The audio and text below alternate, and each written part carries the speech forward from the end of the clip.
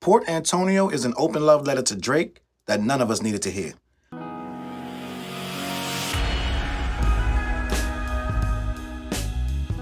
What up, world? Your boy Charles Brown back again talking facts. Hit that like button, hit that subscribe, hit that notification bell. Keep sending those Cashaps to CLBMG. Gang, I'm disappointed. I am dismayed, right? And I'm usually pretty good at deciphering lyrics, which I kind of knew when I first heard it, that this was sort of an apology to Drake to some degree. But now that I know even more about this song, about what was said in this song and why it was said, I'm even more puzzled now that this song even came out at all.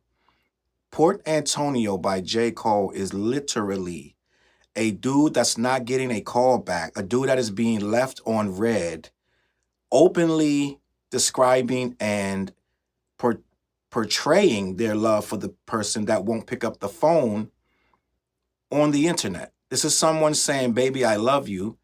Answer the phone, literally. I'm listening to other YouTubers and different people online, and come to find out, the picture, the cover art for Port Antonio is him and Drake walking around in what's supposed to be Port Antonio, which I believe is in Jamaica somewhere. So this song is a love letter. The picture on the cover is you holding hands, theoretically, with your best friend who won't pick up the phone. This is egregious and ridiculous. We never should have got this song, no matter how beautifully worded it was, how poetic it was in nature. This is corny. I'm just going to be honest. You got a picture of you and this guy, a blurry picture at that, so we don't know that it's him and you, right? You're talking about a time when you two were good. This is the better days. You're walking down some miscellaneous road in some miscellaneous place. Probably had a lot of fun. A lot of drinks were poured, a lot of laughs. I don't know, and I'm just going to be honest, if I can respect J. Cole at all anymore. I really just don't know. I'm not even, this is not to feed into the frenzy of J. Cole hate that has become apparent. I have always had an issue. Something was just off, and I never wanted to say that. I never wanted to say that. But I'll explain later in other videos about this topic. But something always felt weird. This is kind of, to me, I'm just going to be honest. We can be friends, right? But I don't need to make a whole song and bury into the song about 8 to 12 bars about how I miss you, and I need to tell the world you done a lot for me, my nigga, right? Let me read these lyrics, right? To be considered best or live and rest, the weight of both things. I understand the thirst of being first that made them both swing. Protecting legacy, so lines got crossed, perhaps regrettably. My friends went to war, I walked away with all they blood on me. J. Cole, you wasn't in that war. When they were warring, you were riding your bike around wherever you were, Portland, wherever you were not involved with that war. I'm just going to be honest. You dropped 7-minute drill. 3 days later, you backed out because you got this mysterious phone call from somebody, maybe Schoolboy Q. Maybe it wasn't. The internet is really into making a lot of excuses for Cole's behavior in this situation. But I don't think any blood spilled on you. You weren't around either one of them. Let's just be honest. This whole thing is trumped up. This whole verse is trumped up. I'm just going to keep it a buck with you. You ain't getting no blood on you. No one was saying Cole was in the middle of this, even though you started it. No one was saying you were in the middle of this. So I don't know what kind of blood. I doubt that it was a lot of conversation with Kenny at the time, and I doubt if there was a lot of conversation with Drake after you went and literally publicly backed out of the fight and left him there to fight by himself on something y'all both jumped in there with that first-person shooter. You both put the song together, and you're the one who said K-Dot's name in the song, which got him in all this beef that he had to defend himself, and now he's looked at in all kind of ways that he never was before. And this is the beef you started. You jumped out first with a whole song. No one had made a whole song before you did it. So I'm sure Drake wasn't speaking to you. So I don't know how you got blood anywhere on you. Every picture that we saw, every video, you was on a bike somewhere chilling. Where's the blood at? I don't see the blood anywhere, possibly splattering on you in any kind of way. You weren't even discussed in this beef other than say, Cole was right. I realized why Cole got out. Everybody was patting you on the back. This verse brought it back up, and now everybody's upset. Because you're trying to insert yourself into the beef later. You backed out a long time ago, bro. You're not connected with this anymore until now. And now we're all questioning why you're here. What are you talking about? So let me keep this moving. Now some will discredit me, try to wipe away my pedigree. Yeah, we're going to take that. Real MCs like myself, we're going to strip it. I'm sorry, I don't know what to tell you. Because the people we revere that's in our top 5, top 10, they don't walk away from battles that they started in the first place. Right? You egged it on. You made these two dudes start getting more agitated about something that really wasn't even a thing no more. Right? They really wasn't. It really wouldn't have had no spark. Let's be honest. They would have thrown little shots for another 10 years. They would have never, ever come to blows with this thing, ever. Neither one of them would have jumped out the window and made a whole record. Neither one of them. You made the record first. Right? So we're stripping you of this pedigree, in my opinion. Right? I'm going to find it. I'm just going to be... I didn't listen to the Mike Delete Later album. People keep telling me it's good. I can't believe the lyrics anymore. When you go into braggadocious mode, I tune out. And I'm dead ass. Before this, I was one of the biggest proponents. I really had said Johnny P's Caddy was the best verse of the entire year. I said nobody's messing with Cole. I said Cole got the best verse of the year. I said that. All right? Against people saying I was bugging. But I can't even listen to them. When on the day I was born, the stars, the sun, the God, all this stuff, right? To kind of find out the MC that was rapping that ain't gonna do nothing when it's time to shine. So no, I'm taking the pedigree. In my opinion, I can't put an MC up there that's not gonna MC when it comes time. And you're gonna say, oh, I didn't want to be in a bloody battle. The battle was gonna go however you dictated it, bro. Let me just be clear. The thing that no one's talking about, the battle would have went how you dictated it because you jumped out first. You're making excuses, bro. You could have rapped however. You didn't need to get in the dirt and mud and do nothing with algorithm. You could have fought the fight the J. Cole way. You're making excuses, bro. You could have fought that thing a clean fight. When they go low, we go high, right? Remember that?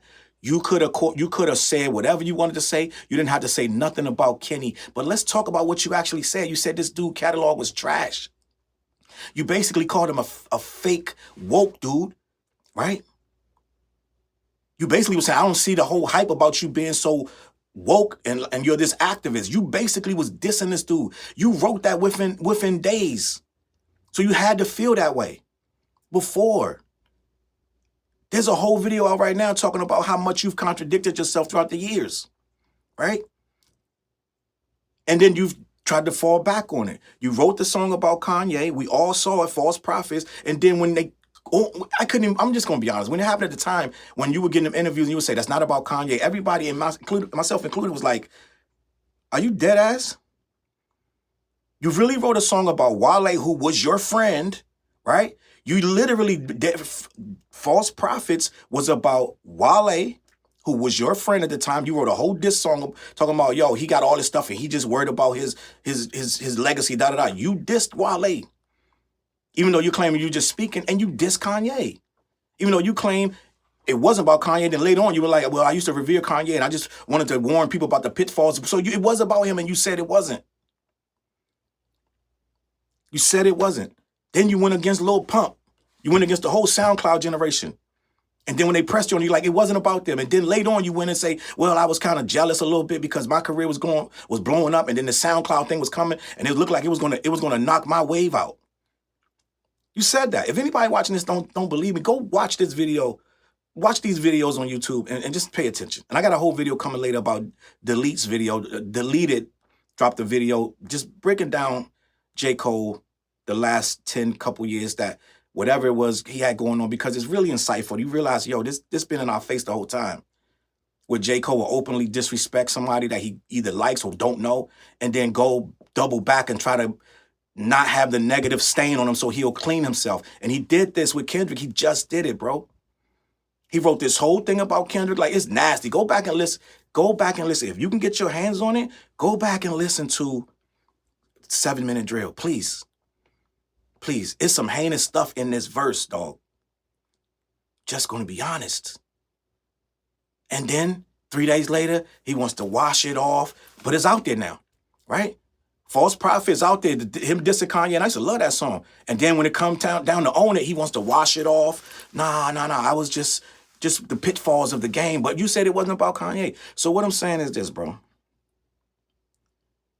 This is a letter to Drake because Drake openly basically said this whole thing was lame. The apology was lame. I guarantee you, I'm going to be honest, there's no way Drake is taking his calls right now. There's absolutely no way. No rapper had Drake's back, not even one, including J. Cole. And right after that, the verse comes out with J. Cole and A$AP Rocky. Right? Now you're doing songs. You end up on Metro's album.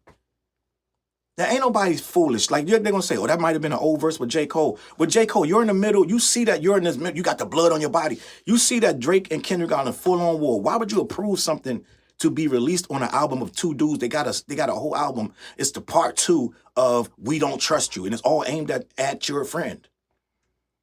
And you let the verse come out anyway? Make it make sense. But see, this is the thing. It makes sense to me now. It makes sense to me now. You got a lot of inner stuff going on with yourself.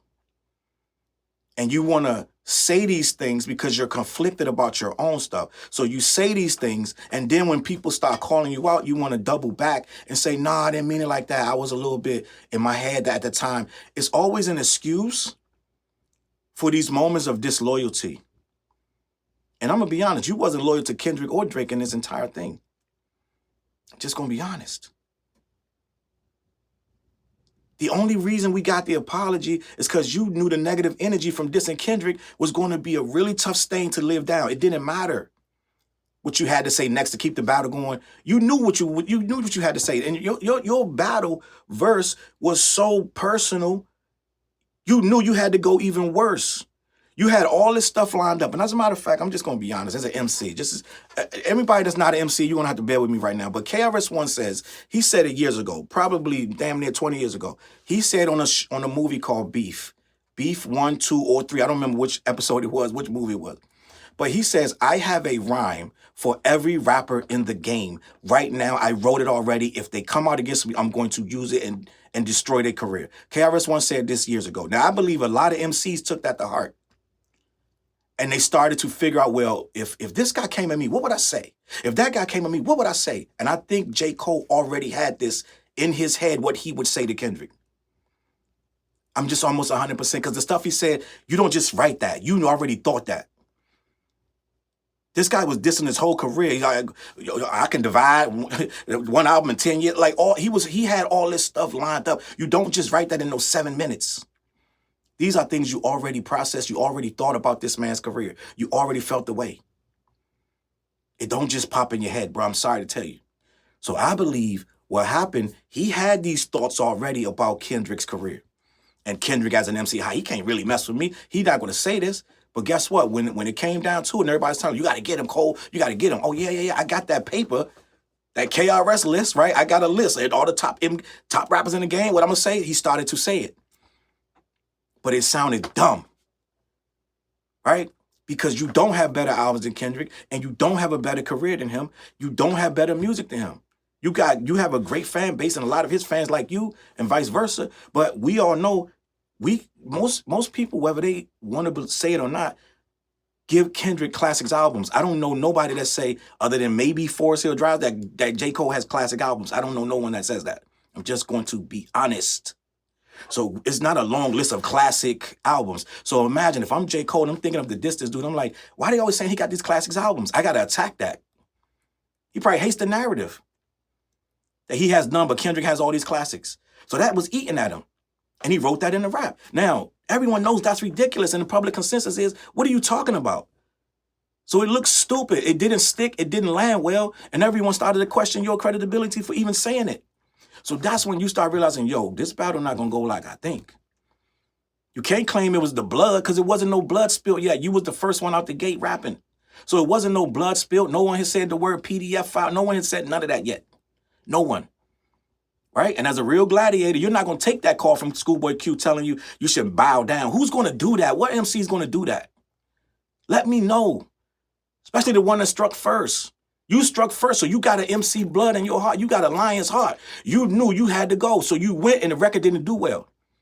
And people's like, what is he talking about? It don't make no sense. So now you know, oh, I just threw everything. You're trying to say it was a light pack, but this was everything you, I'm just being honest. This was everything you had. You didn't have nothing else for this dude. And you try to say like, I don't want to do it. I'm regrettably. I was saying that when it happened, I said, he don't want to do this. He clearly don't want to do this, but you did want to do it because you did it. Right? You can't keep saying, I don't want to do it, but then do it anyway. So you kind of half did it because, oh, he's my friend, da-da-da. And you came back, apologized, da-da-da, but now you just diss your other friend. Right? You on stage talking about, how many of y'all love Kendrick Lamar? Well, this other dude about to battle him. He don't need you dishing out the whole arena talking about we love Kendrick Lamar when I'm about to go into full arm battle with this dude. So now you just shitting on Drake. Right? Right after that, you got to let the records drop with Metro Boom. It don't make no sense. So guess how Drake feel right now?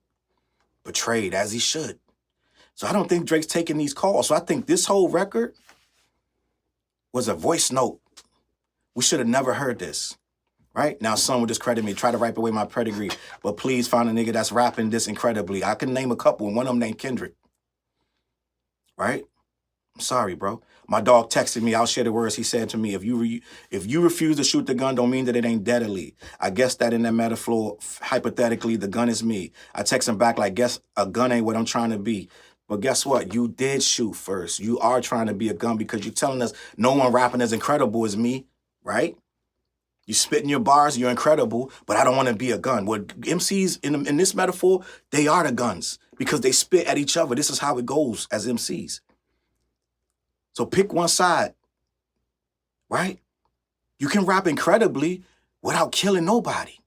You could have dissed Kendrick 50 times and never once used any form of violence in your verse. Right? You could have showed us how a true Big Three spitter is supposed to battle and keep it honorable and still remain friends. You could have showed us that. Stop making it like you would have had to get in the mud and the dirt and you would have had to buy all these bots and algorithms. You could have been the one dude that didn't do it and you would have won doing that. You would have won just for being honorable in this battle. Just being honest. You would have won for being honorable. So the narrative that you had to get in the mud and do this dirt is a false narrative. It's fake. See, I may be the only person on earth that really understands what happened because I'm going to tell you what as an MC, what happened. You put this thing out, it flopped, it dudded, and everybody's like, it's a light pack. Wait till he come back with his real diss, and that was your real diss. That was your real diss. You had no way of knowing how bad and bloody the battle was going to be because it didn't even start. So that's an excuse, and that's a lie to me. You didn't know what was going to happen. Even if Q-Boy Q, how'd that sound? Yo, Schoolboy Q was like, yo, it's going to get bad. It's going to get dirty. He don't like him. He going to call him this and that. And you're like, wait, whoa, I got to get out of this. It don't even sound right. It sounds ridiculous to me. Because if he has no dirt on you, or even if he does, it doesn't matter. As an MC, you're going to put your shield and your sword and you're going to go fight. Don't tell me he might say something crazy. He really hates him. It sounds ridiculous to me and to a lot of other people. So what I'm going to say is this. This part right here is when you realize, oh, this is a love note. They say I'm picking sides. Hey, don't you lie on me, my nigga. Then start another war, Drake, you'll always be my nigga. I ain't ashamed to say you did a lot for me, my nigga. Fuck all the narratives, tapping back into your magic pen is what's imperative. Reminding these folks why we do it, it's not for beefing. It's for speaking our thoughts, pushing ourselves, reaching the charts. So now he's doing a pep talk because the dude won't answer him back. This has now become a TED talk, a pep talk about just get back to spitting. You don't need to tell us what you're telling this guy in private unless he's not listening to you.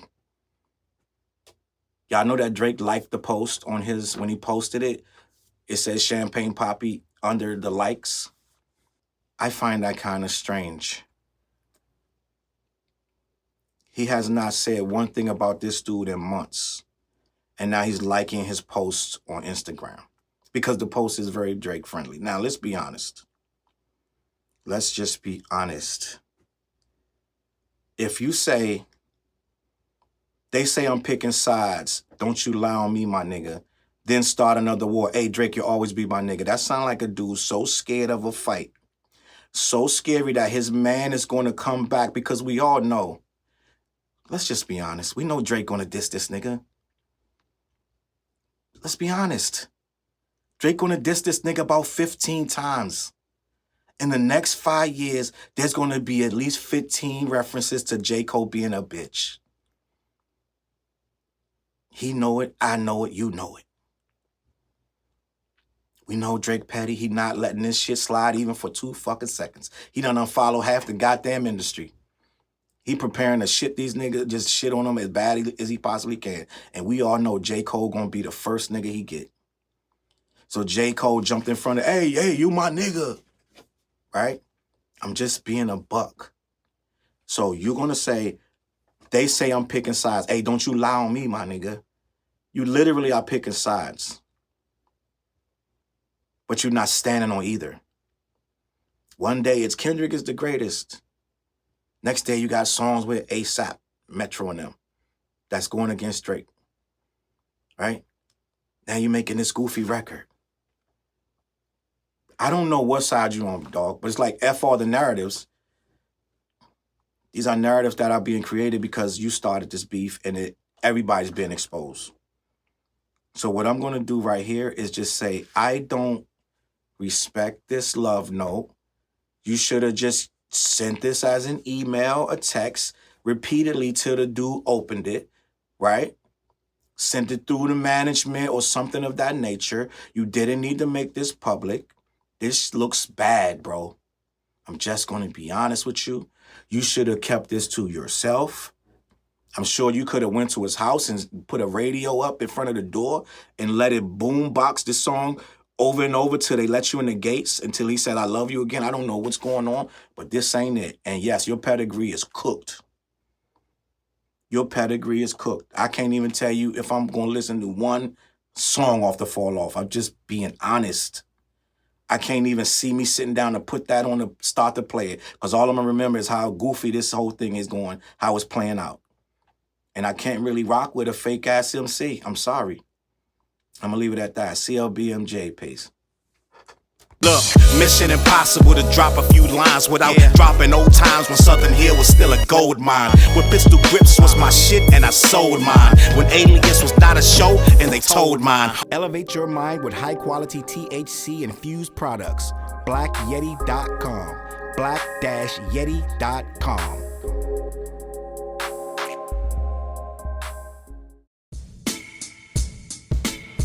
CLB.